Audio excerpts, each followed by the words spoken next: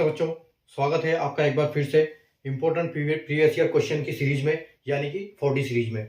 40 यानी कि daily dose bye Dhanpal देख लिया, एक ऐसी इंपॉर्टेंट क्वेश्चन की सीरीज जिसमें हम एक इंपॉर्टेंट क्वेश्चन डेली यहाँ पर करते हैं और उस इंपॉर्टेंट क्वेश्चन जो कि पहले एग्जाम में आया हुआ है या फिर इनके कॉन्सेप्ट पे बार बार क्वेश्चन बनते हैं, उस क्वेश्चन को हम लॉजिक, ट्रिक और कॉन्सेप्ट के साथ हल करते हैं ताकि उसके कॉन्सेप्ट आपको दिमाग में अच्छे से बैठ जाए, उसकी ट्रिक आप सीख सकते हो, जो भी उसमें ट्रिक लगती है, उसके कॉन्सेप्ट कैसे काम करते हैं वो हम यहाँ पर सीखते हैं। अगर हम इंपॉर्टेंट क्वेश्चन की जैसे बात करते हैं तो आज का जो क्वेश्चन है ये एसबीआई क्लर्क में प्री में शिफ्ट 1 में 11 जनवरी 2024 को ये क्वेश्चन पूछा गया था। ठीक है, और क्वेश्चन क्या है, पार्टनरशिप से है। तो पार्टनरशिप एक बहुत इंपॉर्टेंट चैप्टर है, हर एग्जाम में इसका एक न एक क्वेश्चन जरूर आता है और बहुत आसान क्वेश्चन है अगर आपको कॉन्सेप्ट इसके पता है तो, नहीं तो आप वहां पर टाइम वेस्ट करोगे उसको सोल्व करने में। ठीक है, आइए हम आज का क्वेश्चन देखते हैं। आज का क्वेश्चन क्या है, X Y and Z are partners in a law firm during a particular year.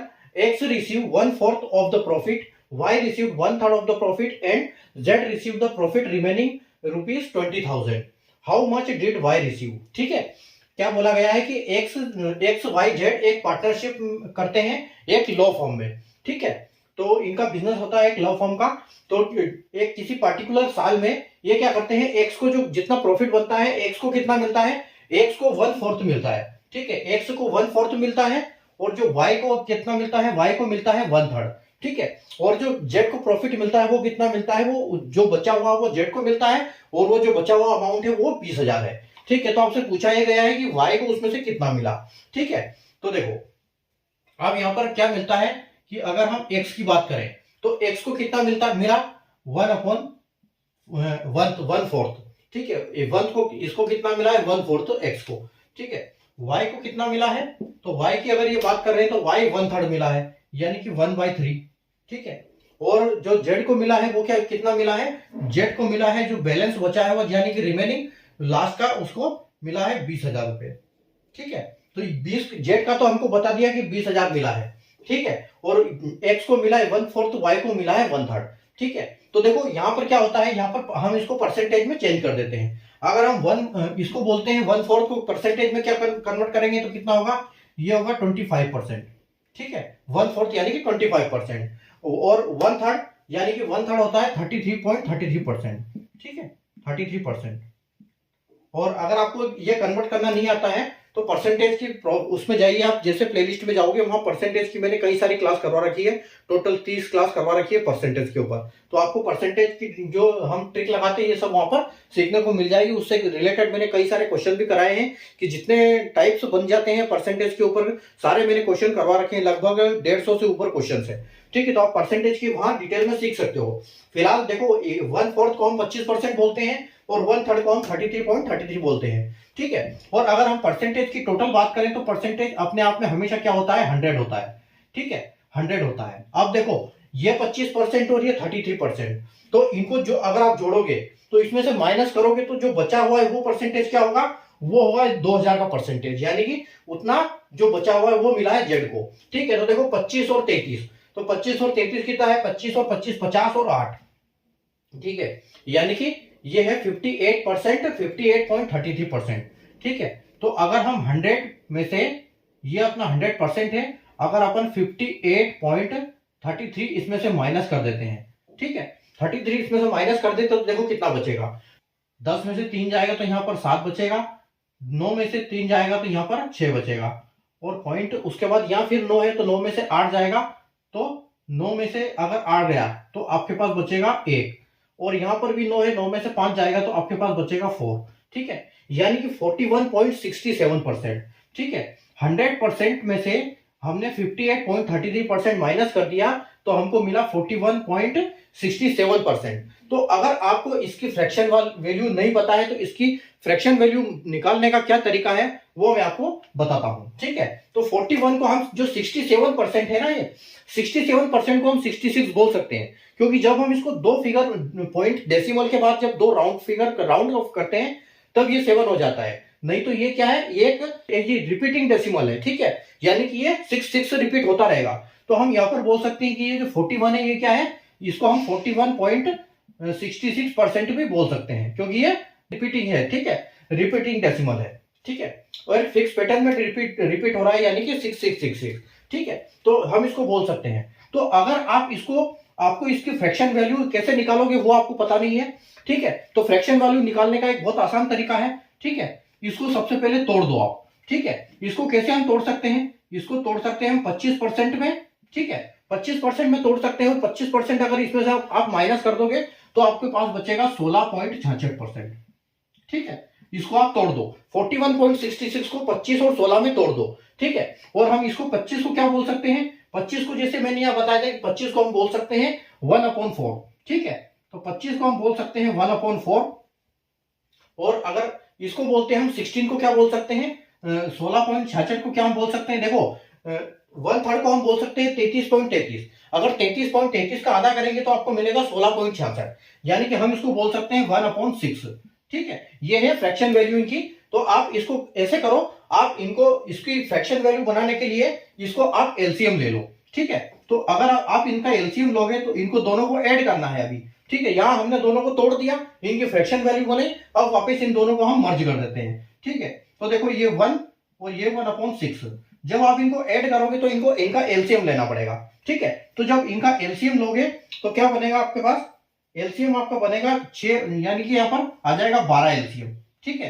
क्योंकि 6 का दुगना 12 और 4 भी 12 के आएगा, 4 के 12, ठीक है। तो एलसीएम आपका 12 आ जाएगा। अब देखो यहाँ एलसीएम में क्या होता है कि जो हम डिनोमिनेटर का जिससे मल्टीप्लाई करते हैं, तो हम जैसे हमने यहाँ 12 बनाया, तो हमने किस चीज, क्यों, क्या चीज, कौन सा नंबर इसमें मल्टीप्लाई किया तो 12 बना, तो यानी कि हमने 3 किया, तो हमको यहाँ पर भी 3 से मल्टीप्लाई करना पड़ेगा, ठीक है। और यहाँ पर हमने दुगना किया 6 का, तब 12 बना, तो हमको ऊपर भी दुगना करना पड़ेगा, ठीक है। तो अगर 1 का मल्टीप्लाई 3 में करेंगे तो आपको 3 मिलेगा, 1 का मल्टीप्लाई 2 में करोगे तो आपको 2 मिलेगा, यानी कि जो हमारी फ्रैक्शन वैल्यू बनेगी वो क्या बनेगी, 12, ठीक है। अब 5/12 जो फ्रैक्शन वैल्यू किसकी बनी है, 41.66 की फ्रैक्शन वैल्यू है ये, 5/12। अब देखो, अब आपको समझ में आना चाहिए यहाँ पर कि जो ये है ना, ये वाला जो 5 है, ठीक है, ये जो 5 है ये क्या है, ये 41.66% है, ठीक है। ये 41.66% है, और जो ये है 12, ये है क्या है, 100%। ये आपको याद रखना है, इसमें जो नीचे वाला है वो 100% है, और ऊपर वाला है जो ये 41.66% है, ठीक है। तो अब देखो, अब यहाँ पर टोटल यानी कि ये 41.66% है, तो इसकी वैल्यू हमको कितनी मिली, हमको मिली इसकी 41.66%, ठीक है। 41.66% मिली हमको। तो हम क्या बोल सकते हैं, और इसकी जो फ्रैक्शन वैल्यू है वो क्या है, 5/12 है, ठीक है। तो 5/12 इसकी फ्रैक्शन वैल्यू है। अब देखो, अब इसको सोल्व कर लो, तो देखो यानी कि ये जो 2000 है ये क्या है, 5 है, और ये क्या है, पूरा 100% जो भी पूरा प्रॉफिट है। तो हम क्या करेंगे, इस 2000 को अगर हम 5 से डिवाइड करेंगे तो हमको मिलेगी 1 की वैल्यू, ठीक है। इस 2000 को हम 5 से डिवाइड करेंगे तो हमको मिलेगी 1 की वैल्यू, और 1 की वैल्यू के लिए और 100% वैल्यू निकालने के लिए हम क्या करेंगे, 12 में मल्टीप्लाई करेंगे, ठीक है। 12 से मल्टीप्लाई करेंगे यानी 20,000 टोटल 41.66% है, और ये इसकी फ्रैक्शन वैल्यू 5/100, यानी कि ये 5 हिस्सा है उस परसेंटेज का, ठीक है। टोटल प्रॉफिट का 5% हिस्सा ही है। तो एक हिस्से को निकालने के लिए हमको इसको 5 से डिवाइड करने पड़ेगा, और टोटल जो परसेंटेज है वो टोटल हिस्सा है वो 12 है, ठीक है। वो इसके हिसाब से जो निकला, तो 12 में आप मल्टीप्लाई करेंगे तो हमको इसका टोटल अमाउंट मालूम पड़ेगा प्रॉफिट का, ठीक है। और हमसे पूछा क्या गया है, हमसे पूछा क्या ये गया है कि how much did Y receive, तो वाई ने कितना रिसीव किया है, तो वाई ने, देखो वाई ने रिसीव किया है 1.3 रिसीव, ठीक है। तो यानी कि हमको 1.3 रिसीव किया, तो ये 12 टोटल है, तो हमको 33.33% इसका भी निकालना पड़ेगा, यानी कि ये 3 से हमको इसको भी डिवाइड करना पड़ेगा। बस आप इसको सोल्व कर लो तो आपका आंसर आ जाएगा, ठीक है। तो देखो 3 से ये कटेगा 4 बार, ठीक है, ये 4 बार कटेगा, और ये 5 से ये कितनी बार कटेगा, 5 से 20 कटेगा 4 बार, यानी कि अगर हम इसको टोटल को काटेंगे तो ये मिलेगा हमको 4000। तो हमको फाइनल में क्या मिला अभी, 4000 इंटू 4, ठीक है। यानी कि अगर 16 और 1000, तो 16,000 अमाउंट जो है वो क्या है, वाई को जो मिला, इस यहां पर मिला है वो क्या मिला है, 16,000, ठीक है। ये वाई का अमाउंट है 16,000 रुपए, ठीक है। तो ऑप्शन ई जो है यहाँ पर आपका बिल्कुल आसान ऑप्शन करेक्ट हो जाएगा। ठीक है, तो हम इस तरह से जब ये सवाल आते हैं पार्टनरशिप के, तो हम क्या करते हैं इसमें, अब आपको देखो मैंने एक एक स्टेप आपको बताई है यहाँ पर, तो आपको क्या करना है एग्जाम में ये सारी स्टेप जो है इसमें से आधी से ज्यादा स्टेप दिमाग में हो सकती है, लेकिन ये कैसे आएगी, ये प्रैक्टिस से आएगी। ठीक है, तो परसेंटेज, आपको परसेंटेज का सबसे पहले ज्ञान होना चाहिए कि x 1/4 का 25% होता है, y को 1/3 मिला है यानी कि 33.33% मिला है, दोनों को मिला के टोटल कितना मिला है 25 और 33 यानी कि ये हो गया 58%। तो ये 100 में से 58 हमने माइनस किया तो हमको मिला 41%। ठीक है, अब 41.67 को हम क्या बोल सकते हैं 66। क्यों बोल सकते हैं, क्योंकि ये रिपीटिंग डेसिमल है, और एक रिपीटिंग डेसिमल जब हम उसको क्लोज करते हैं दो में उसको राउंड ऑफ करते हैं डेसिमल के बाद 2, तो वो क्या हो जाता है 67 हो जाता है। ठीक है, तो ये 4166 हम इसको बोल सकते हैं। तो 4166 का अगर आपको फ्रैक्शन वैल्यू नहीं पता है तो आप 25 और 16.66 में कन्वर्ट कर सकते हो, क्योंकि 16 जो होता है 1/6 होता है और 25 होता है 1/4। ठीक है, अब इनका जो फ्रैक्शन बना के इनको एलसीएम लेके इनको मर्ज कर दो, ताकि आपको एक मिक्स पूरा एक फ्रैक्शन, आपको एक कंसोलिडेटेड फ्रैक्शन मिल जाएगा। तो यह यानी कि हमारे 2000 की वैल्यू जो आएगी परसेंटेज में 41.66 है, और अगर फ्रैक्शन की बात करें तो 5/12 है। तो 5 का मतलब है यानी कि इसकी 2000 रुपए, 20,000 रुपए, और 12 का मतलब है जो टोटल प्रॉफिट 100%।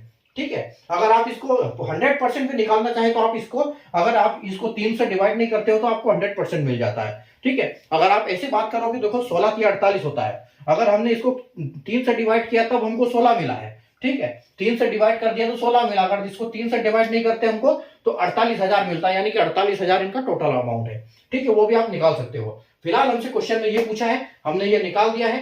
ठीक है, तो 16,000 जो है y का हिस्सा है, तो आप बहुत आसानी से ये इस हिसाब से इसको निकाल सकते हो। ठीक है, अगर आपको बोलते हैं कि x की वैल्यू निकालो तो आप x की भी निकाल सकते थे, क्योंकि 48,000 जब आएगा तो इसको 25% कितना बनेगा, यानी कि 12,000 बनेगा, तो उसका भी आंसर हम आसानी से निकाल सकते हैं। ठीक है, तो इतना डिटेल में मैंने समझाया है इस क्वेश्चन को, आपको बस प्रैक्टिस करने की जरूरत है। जब प्रैक्टिस करोगे तो सब ये चीज आसानी से आपसे बनेगी। उम्मीद है आपको कॉन्सेप्ट समझ में आया होगा इसका। तो सेशन को लाइक और शेयर कर दीजिए, चैनल को सब्सक्राइब कर लीजिए और बेल आइकन को ऑल पे प्रेस कर लीजिए, ताकि ऐसे इंपॉर्टेंट वीडियो की नोटिफिकेशन आपको मिलती रहे और ऐसे क्वेश्चन आप सीखते रहे। और अगर फेसबुक या इंस्टाग्राम पर देख रहे हैं तो पेज को फॉलो करना बिल्कुल ना भूलें।